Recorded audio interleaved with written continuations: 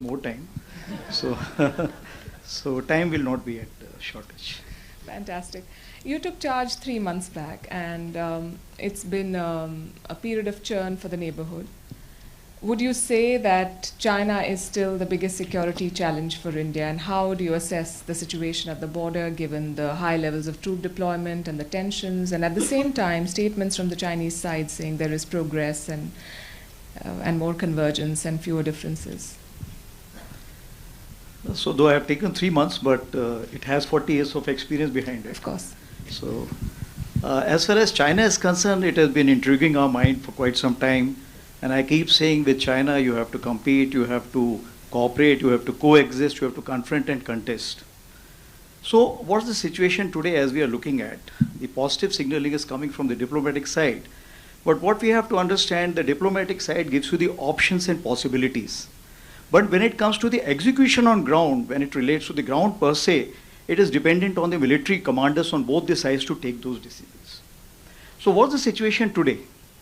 It's stable, but it's not normal and it's sensitive. So if that be the case, what are we wanting? We are wanting that the situation, what was there pre-April 2020, that should be restored back. Whether in terms of the ground occupation situation or the buffer zones which have been created or patrolling which have been kind of planned as of now. So till the time that situation is not restored, as far as we are concerned, situation will remain sensitive and we are fully operationally prepared to face any kind of a contingency which will come through. And in complete gamut, if you see, the trust has become the biggest casualty. So do you see progress? Because that is the word that is being used a lot, that there is progress. Do you see a possible deal on, say, on Demchok or some other place? So what we're talking about from April 20, if we see that over a period of time, both sides have been sitting together, diplomatic parleys have been taking place. We have had approximately 17 SHMCL or the Corps Commanders Level Conference. We had 21 WMCC conferences which have taken place. And we have come a long way, in the sense whatever were the low-hanging fruit, those have been already been resolved.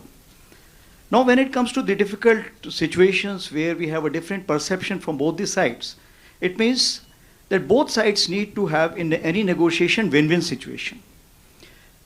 So some kind of indication have been given from both the diplomatic side. Now the military side will sit together and see how this can be translated on ground. And when it comes, what is on the table?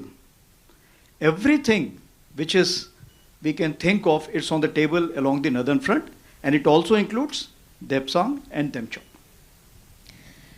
China has also been building a lot of infrastructure, including the so-called model villages along the border, in an attempt to assert its claims, territorial claims.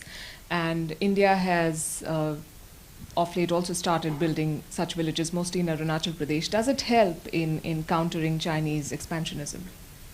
So let me take firstly why China is constructing those villages.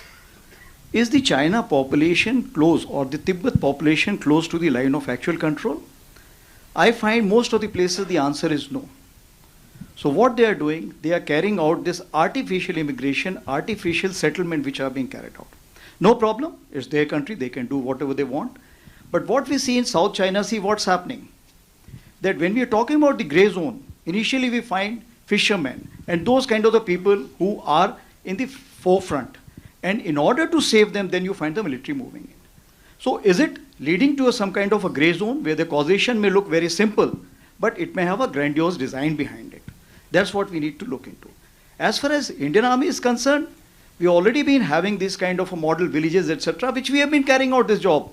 We have Ops Sadbhavna, Ops Samaritan, we have been having these kind of resources. But what is more important, that the state governments have been empowered now to kind of put in those resources, and this is the time where the army, the state governments, and supervision by the central government, all three are coming together. So the model villages which are coming up now will be much more better. And here I will quote our Prime Minister on 1st of April 2023, when we talked about the Vibrant Village programs, he spoke to all the commander-in-chiefs. He said, what I am looking from the army is basically to provide the soul to these villages. What it means, if you translate, that cultural revival, the trust among the local population that the whole of India is supporting them. They are not the last village, they are the first village. The reverse immigration which must take place. The tourism must come up. And they should feel important wherever they are staying. Let's also talk about Jammu and Kashmir. They're having an election as we speak. And we've seen the security situation evolve over the past 5 years since the scrapping of Article 370. How do you describe things at the moment? And we've also seen that in the past, terror attacks were concentrated in Kashmir, but now there's a new wave of attacks in Jammu. What explains this shift? So before I come to present situation, I must quote August 2019, what happened, you all are well aware. And thereafter went as an army commander, and Devendra Pandey is sitting here, who was the corps commander, and we met one of the ladies, wife of one of the active politicians. And she said, after this abrogation of Article 370, at least my children know when the principal tells that please draw the flag of the country when you come back tomorrow during the Independence Day. As you are aware, the two countries have Independence Day one day after the other. Now they are very clear that which country flag to be drawn. Means the clarity which was there has only emerged after August 2019, that what J&K means to India and what India means to J&K. With that, if I have to talk today, what are the indicators what we see? What's the situation? Has it improved? Let's take calculation. Amarnath Yatra, in last 10 years, this has crossed the magic figure of 5 lakhs. 2023, more than 2 crores tourists have reached this area. The development is phenomenal.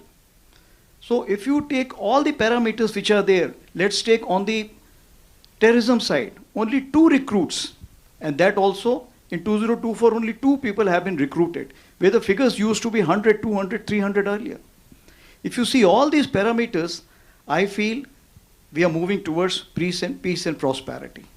Now, when you have some kind of a sand put on ground and you put the water, where does the water flow? Water flows to those places where you will find there is no obstacle. So what we had done, we had concentrated on southern Kashmir most of the time. We had concentrated in some areas of Punch, and if I can say that, Jammu. So the areas which were left, if I'll not say totally unaddressed, but what was there, we were looking for most peace and prosperity, because those places we could invest money. The development was forthcoming. Now those areas have been addressed now by the adversary, the country which is on the western border, and the terrorists which have come now are basically most of them foreign terrorists who have come, and they are going into these areas. Similarly, northern Kashmir also, these people are going into these areas. So what happened? We reoriented, re-energized, and refocused our forces which are there, security forces. But that's not important. What is more important, the police has gone in for a major revamp, because our state will only stabilize if its police is effective. And that's what we are trying to empower. You also visited Manipur last month, and Manipur has been gripped by ethnic violence for more than a year now, and it doesn't help them that they have a border that they share with Myanmar, which is dealing with its own problems, and there are concerns about a spillover. What is your assessment of the ground situation there? In the lighter vein, ek ke saath ek free. Because Manipur was a problem, and now you have the Myanmar problem also coming in.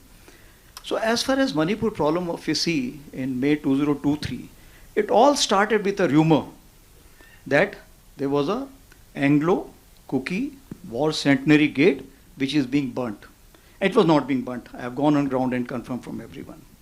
Now that rumor mongering led to major violence, which is still finding its kind of a stabilization phase which has not reached. So what has happened over a period of time? It has become a battle of narratives. There is a polarization between the communities. The situation may be stable today, but it is tensed. Now, what all can be done about it? But before that, what all other things which have happened? What you talked about, internally displaced people, the number reached to 60,000. Of course, with our perseverance now that has come to below 40,000. Similarly, this society has got weaponized to some extent. Why? Because the weapons were looted. That also needs to be seen. The women-led organizations have come up for the defensive purposes. The underground organizations have come up for the defensive purposes. The battle lines are getting hardened. Therefore, What we have done as of now, that firstly we have to be very clear, it has to be whole of nation approach. As far as the Army and Assam Rifle is concerned, we have deployed approximately 126 columns of Army and Assam Rifle combined together in conjunction with so many other stakeholders which are already operating in this state. And we are trying to calm down the situation. We are trying to bring in the trust. We are trying to restore the trust. It will take its own time, because when the social cracks or the social fracturing takes place, it takes own time to kind of recover. But what has also happened that we've been able to recover a large number of weapons. Approximately, if I can say that 25% of weapons have already been recovered, and double the weapon which are of local kind, that also been recovered. I've also gone and met the ex-servicemen, because they are the last bastion of national integration and social harmony. They are advising us how to go about it. We are working closely with them, as well as the central administration, to look into what are the possible lines of effort which we should go ahead in future. Are there concerns about foreign assistance to certain militant groups from Myanmar? If we retrace the history of Manipur, the issues are very, very complicated. We have to go back to the Kabao Valley and so on and so forth. We'll not talk about it. But what is important, we earlier had something called as Valley-Based Insurgent Groups, VBIGs. From where were they being supported? They were being supported from across. Now, similar kind of allegations is coming for the other groups. Out here, what we are looking at, that we should not allow wrong narratives to be built up. For example, there was a narrative of the bomb drones. We have gone on ground and checked up, there is no bomb drone. There was another wrong narrative which was said 900 anti-national elements have infiltrated. We checked up, there is nothing like that. So if we control that, I think things will be all right. Now what we are talking about, the external support. As far as the external support is concerned, Myanmar is having its own problem. When we are having their own problem, what happens? They also have some people who are getting displaced. When they're getting displaced, where will they go? They will only go to those places which are peaceful and ready to accept them. And that's what is happening in Mizoram and Manipur. So those people who are coming, they are coming unarmed, and they are coming for some kind of a shelter. And India, the country we will make sure that they provide the shelter, food and support till the time we can. Right. And very rightly said, I think every war is beyond a point an information war. Globally, we are seeing geopolitical alliances shifting, and there are changing equations as well. And increasingly, it appears that the best strategy in a scenario like this is to be self-reliant, Atmanirbharta. The world is, accepting this as a winning strategy. India has been at it for a while, including self-reliance and defense, Make in India and defense. How do you see the progress on that front, on defense development, production, technological innovation? Are we meeting our goals? So before that, we see why Atmanirbharta has become important. In the recent wars, what we have seen, that these wars are going to be long duration. Mass fire, mass application, and innovative ideas and on-ground adaptation. If you see all these three things, you will find that arms and ammunition has to be your own. Platforms have to be your own. Then only you can have the capability to provide the surge. That is the only time when you can modify a platform. And you can only fight with your own arms because you know that the sustenance is possible.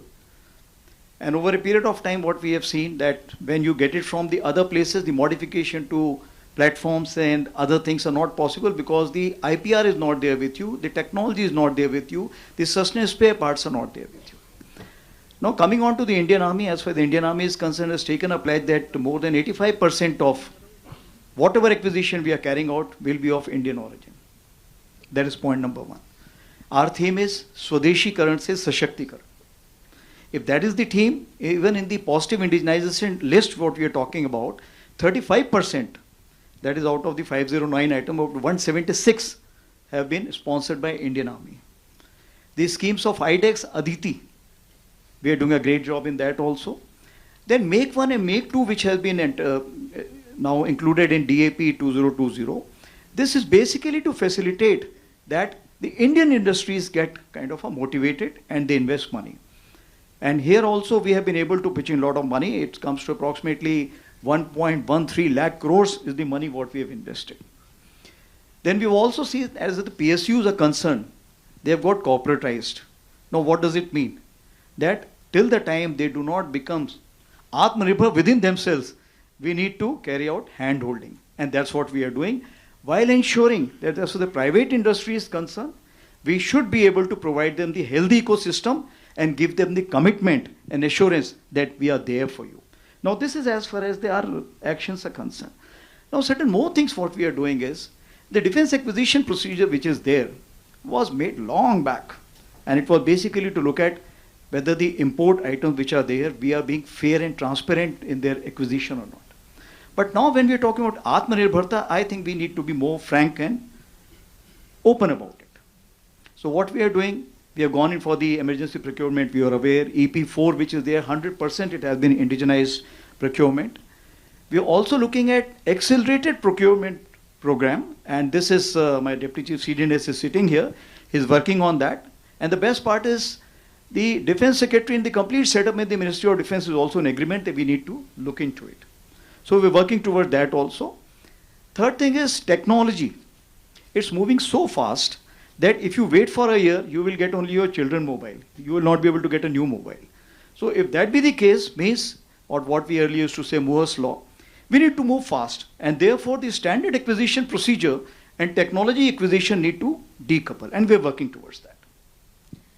Let's also talk about the war in West Asia, which is clearly expanding. I was coming this morning and I got a news flash that they've begun a ground offensive in Lebanon. The Israelis have become. Where do you think this is heading? And my second question on the same subject is that we've seen some disturbing precedents being set in this conflict, including the use of everyday gadgets and turning pagers and walkie-talkies into bombs, and it makes people think everywhere in the world that we are all carrying some gadget or the other at all points, and we are all sitting ducks. So does India share this concern about these methods, and what are we doing to ensure that we are not at the receiving end of something like this? So let me take your point number one, which you said that the ground offensive is ready to start. Israeli saying is, mow the grass, so that for some time thereafter at least there is rest. It will come up again, we'll take care again. And that's what they have been doing. But this time they have done something different. And if you read the India Way, the book written by our External Affairs Minister, he talks about if you have got two sides, which side will you handle first? You have to take sides. And he talked about something that Abhimanyu was not required to go for Chakravyuh. It was meant for Yudhishthir or Arjuna, so that they could have taken on that. But that is the time Arjuna was challenged by somebody else and he went there. Had he decided to go into the Chakravyuh, he would have come out alive and Abhimanyu would have got saved. Similarly, in this case, Israel has decided very clearly that Hamas is primary focus which I must maintain. So what is done? He is completely firstly wiped out the Hamas opposition. Thereafter he said, okay, let me see on the other side. And if you see the pager, what you're talking about, it's a Taiwan company being supplied to Hungarian company thereafter giving it to them. The shell company which has been created is something which is a master stroke by Israelis. And for that, it requires years and years of preparation. So it means they were prepared for it. And that is what it counts, that the war does not start the way you start fighting. It starts the day you start planning. And this is what is most important. So they had planned all these activities. And what they did, firstly they made sure that the pages get blasted off, people get injured, people die. Okay. Now what happens? Perforce now you have to shift to mobile. Moment you shift to mobile, what happens? Your signals are getting triangulated. They also went way ahead. They went for the sonic boom. What they did, they flew the aircraft in a manner that the sonic boom makes a sound in different timings. Once it makes a different timings, and Nasrullah was creating a live relay.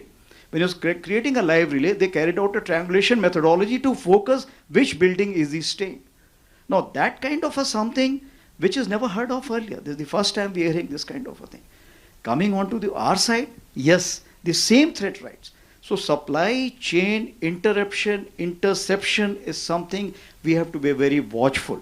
So we have to have various levels of inspection on all these issues, whether it is the technological level as well as manual level also, to make sure such things do not get repeated in our case. We've been talking about Viksit Bharat for 2047. The government has set very ambitious goals, and I understand security is going to be a key part of it. What is India's strategic vision for 2047 on defense and security? Ms. Palki, firstly, when we talk about prosperous nation at the rate of 2047, I think two prefixes are very important: progressive and peaceful. And moment you add this, the net security provided happens to be the Indian Army. When I'm saying all the three services all together, we become very important. So therefore, when we talk about the national security strategy or we talk about the DIME, I think T has suddenly got added on itself, because that has become very important in what we saw recently. So first of all, as far as the national security apparatus is concerned, there we play a very important role, because as a security assurer, we need to have the capability of war fighting on both the fronts.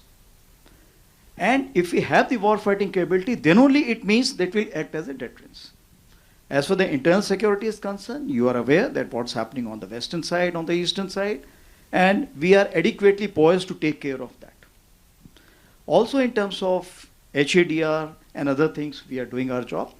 Now what more is emerging is the grey zone.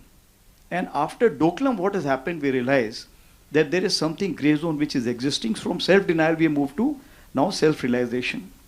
Now is the time we have to work more on this, because it's not only the land, it is the so many domains which are working in that we need to take care of. So we need to harmonize in the grey zone also. Now this is as far as the national security apparatus is concerned. Atmanirbharta we have already discussed, I would not like to cover that. Then we also need to look into defense diplomacy. Now, defense diplomacy, we can play a very, very important role. Soft power, we are the way we are. Defense exports, we can encourage in a big way. Then best practices of the host country. We exchange our training teams, we exchange our training teams and other exercises what we are carrying out, and we find that a lot of experience can be gained from each side. Also, there are a lot many battle narratives, the military narratives which are required to be synergized in terms of so many if I can say, the regulations and resolutions which are passed in the UN, where we need to sit together. UN peacekeeping force. Now I'll give you the example of resolution number 1235, which talks about women empowerment. Now that is something we have recently had a great discussion with Japan. We are having with other countries also. And we are one of those countries where 5 female engagement teams have been deployed. So this is as far as the diplomacy is concerned. Now, as far as the nation building is concerned, I think there is no end to the list which I can start on and on: environment conservation, women empowerment, infrastructure development, and sports, national integration. So there are a lot many things which we are doing in nation building. I'll just to give it a small kind of a summing up point on this issue is, when I carried out a discussion on Ladakh itself, we realized the army brings on the platter more money than the tourists bring on the platter for Ladakh. So wherever we are deployed, the local economy gets a big boost. If the J&K today is sustaining itself on its own, the military plays a very, very pivotal role in that. That's a very interesting point and not covered enough in the media. Theaterization is being called a key part of the 2047 roadmap, and there are concerns around it. Some experts say that the army will have more control because of the sheer size and presence. How do you address those concerns? And do you think India is ready for something like this? Yeah, I can see more greens here, but I don't think the control will be with them. Yeah, I find others also here. So as far as theaterization is concerned, I don't know how much I can speak in open. But just to tell you, as far as this issue is concerned, General Rawat, our first CDS, laid a great foundation for that. And when General Anil Chauhan took over, he made sure that we will only go to the media or we'll tell others once we have been able to achieve a consensus. And we went in a big way. We had all Commander-in-Chief's conferences. We discussed a lot of issues, sorted out a lot of issues. And today we have a great consensus among the 3 chiefs and the CDS, that we have been able to devise a complete structure, planning, everything. And now at this stage, as CDS will also confirm, that we are ready to present it to our decision makers, that this is how we want to go about it. Now that requires what? It requires jointness and integration. So jointness 1.0, this is what we were looking at. wherever the small structures or the kind of organizations can be joined together. For example, courses of instructions we have the joint logistic notes what we have. Then we went in for jointness 2.0. Jointness 2.0 talks about culture, thinking, symbology, all these things. So there also we have made a great progress. Now I'm sure by jointness 3.0 would also be coming. In this approximately 200 fields which we identified that we can look at jointness. And nearly 30% of that we have already achieved that jointness. Others we are working. And initially hiccups were there, the pace was slow, but now the pace is going to be very, very fast. Now the second question which you said, as far as the army is going to get major share of it or not. As far as the population is concerned, I must say the difference between the Air Force and Army, if I can put that. Air Force USP is the technology and Army's USP is the human resource. Air Force strength is centralization and Army's strength is decentralization at every stage, command, corps, division and all that. Army follows a system of complex adaptive system. Others may follow a system of complex linear system. So there is a difference of opinion. But what is important is Army and land forces. What is bigger? Land forces, because everybody in the TVA comes into play. Then what is bigger than the land forces is the multi-domain. When we talk about the cyber, EW, space, cognitive, all these things. Now who's going to control all that? Will be one man or multiple? So if you have a Senate sitting together and deciding on that, I think the time will be past. So therefore you need one man to decide on that. Therefore theater commander is important. Can be from the Air Force, can be from the Army, can be from the Navy. You make it sound easy. The government is also considering tweaks to the Agnipath scheme, and there are some reports that they will increase the retention rate. It may be a decision that is politically motivated, but whatever the reasons, and it is going to impact the force that you lead. What is your take on the recruitment debate? So Palke, I'll start from you only. Women empowerment.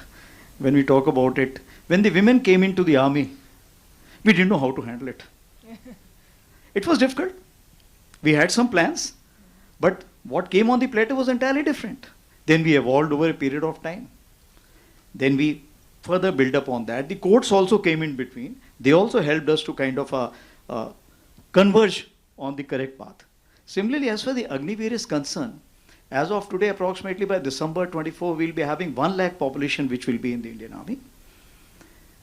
What is the ground feedback? The ground feedback is excellent. When I talk to the CEOs and commanders, they're very happy with it. Because these people are enthused, ready to learn. They have the urge to showcase also what they have learned. And there was some fear they will compete with each other. Even I had that kind of fear. But when I go on ground, I recently visited my unit in Jammu.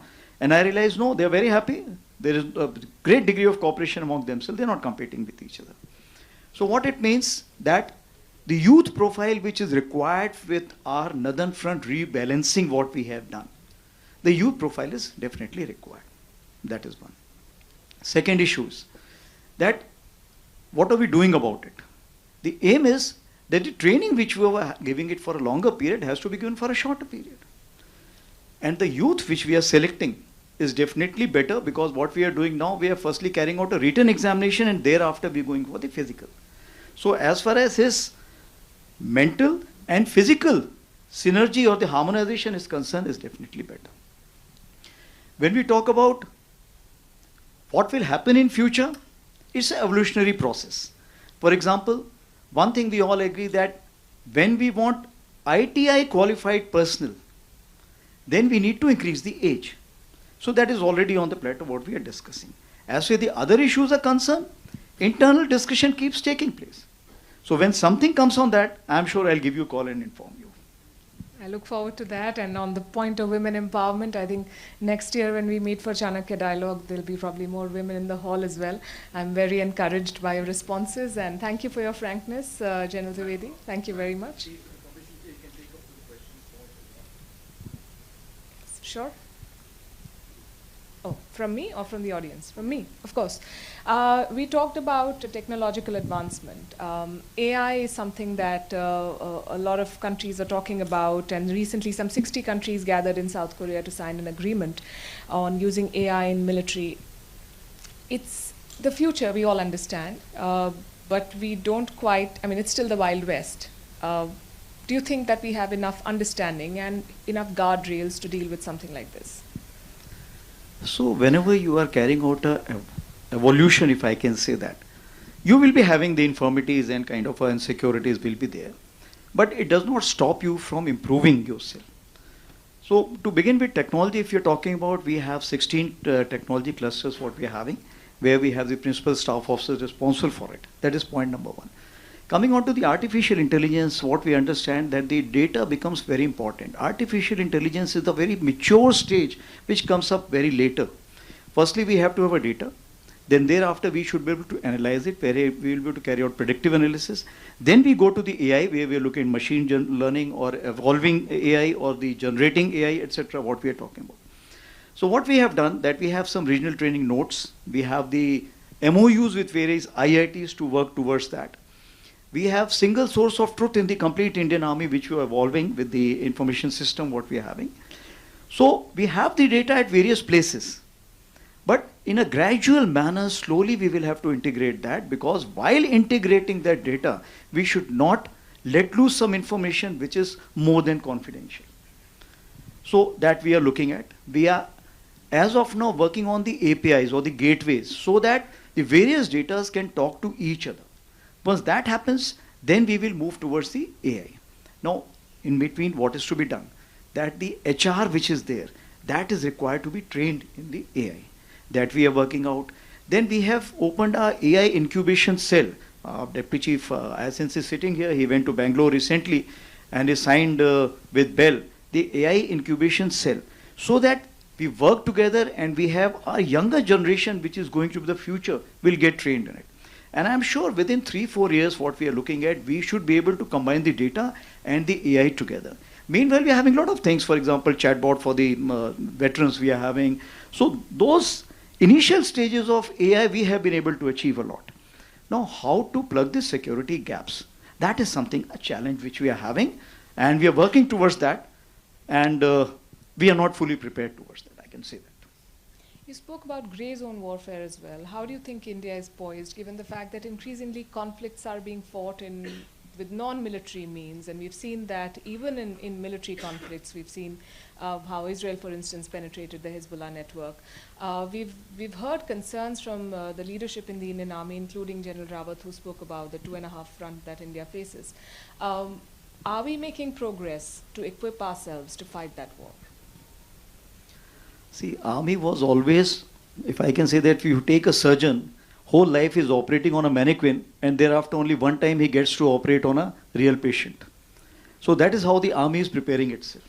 Now is the time, we all have decided that war will come when it comes. But the period which is in between, which is in grey zone, which does not, for example, do we call Doklam a war? Do we call Kargil a full-fledged war? Do we call Galwan a war? The answer is no. So they all form part of basically the grey zone battle. So we need to prepare for that. And I keep saying for that, the two CO must converge as far as thought process is concerned. That means the commanding officer and the chief of army staff. So what it means that the complete level has to have a common thinking, because a small tactical misaction will lead to a strategic ramification where the whole of nation may get approached, involved. So keeping that in view, we are preparing ourselves for the grey zone battle. And here, this cyber, the EW, cognitive domain. What we talk about cognitive domain when we talk about the battle of narratives, it is not only for the adversary across. Our own population. When I include the veterans and related families, we find that 1.3 crores is the population of the defense. That population also is required to be protected, and the correct information must come out. That's what I say, battle of narratives. So in all the domains, we need to prepare ourselves, and the check has to be given that what is the degree of delegation which is required to carry out actions within this grey zone. So there are various levels we are controlling that. You spoke about Make in India in defense and enabling private players and government players as well. There was recently a report that we saw. India recently placed an order for 73,000 6-hour firearms, the second order in 5 years, but some Indian weapons makers questioned it, and they said that why not use Indian-made firearms? How do we balance then strategic needs with Make in India in defense? Yeah, you're absolutely right. Very good question, I must say that. So now begin with, I will take you back to American Civil War. The range between the two fighting forces used to be 75 meters because the weapon could fire only 75 meters. So they used to sit behind a tree log, fire and get back to refill. Now I'll take you back again, back to 1988 when I as a youngster was showing to the army commander 5.56 in SAS weapons. What came up? The rifle got approved, the LMG got approved, but I remember as a commanding officer, even I couldn't let go of 7.62 mm LMG. Then the carbines, no change. And the carbine, even today, do we have a replacement? Now we'll go to 2013-14. 2013-14, we tried a level best that the private players should be allowed to be given license for the small arms production. What happened? Nothing. So what has happened? India over a period of time has been left behind in such kind of a technology which should have been kind of developed much earlier. I have been in the business of procurement from 2012 onwards. What I have seen every year, everybody has been saying, look, I can provide subject to. So moment you add subject to, that becomes difficult. When I was the DG infantry, I went to a kind of a farm in Bangalore and I said, okay, you made a beautiful sniper. Now you tell me what, can you give it? Is it made in India? He said, no, sir, actually rifling takes place at so-and-so place, the barrel is imported from so-and-so place, the ammunition is imported from so-and-so place. So here we have the caliber, but are we able to integrate? Had we been able to integrate, the carbine should have been there with us today. Today we have the SMC 9mm, which we are still saddled with. So what have we done about it? Now, today's 6-SWORD, the weapon which is there, has got a 500-meter range. It is one of the best weapons in the world. And in 2019, during General Rawat's time, this was approved. And that time it was discussed that if it weapons proof good, then only for the frontline troops, I'm using the word only for the frontline troops of the infantry and mech infantry, this will be given. Because your weapon is not only for killing the other, it is also for protecting you for that 500 meters which has to come. The enemy has to move in. Because you don't have any protection. You have only helmet on. So you are protecting yourself by only firing. Therefore, this is very, very important and is also involved in the bayonet fighting. So keeping that in view, the 73,000 were imported earlier. Now you cannot saddle a soldier, ye below means 5-6 types of weapons he can't handle. So therefore, it is pertinent to give him the weapon with which he feels most comfortable. So we have given him the full amount now what is required by the frontline soldier, and the deficiency is being filled in by AK-203. As you are aware, in collaboration with the Russians, we are producing it in India, and it will be great success. Now the other rifles, other LMGs, other carbines, all will be coming from the Make in India initiative.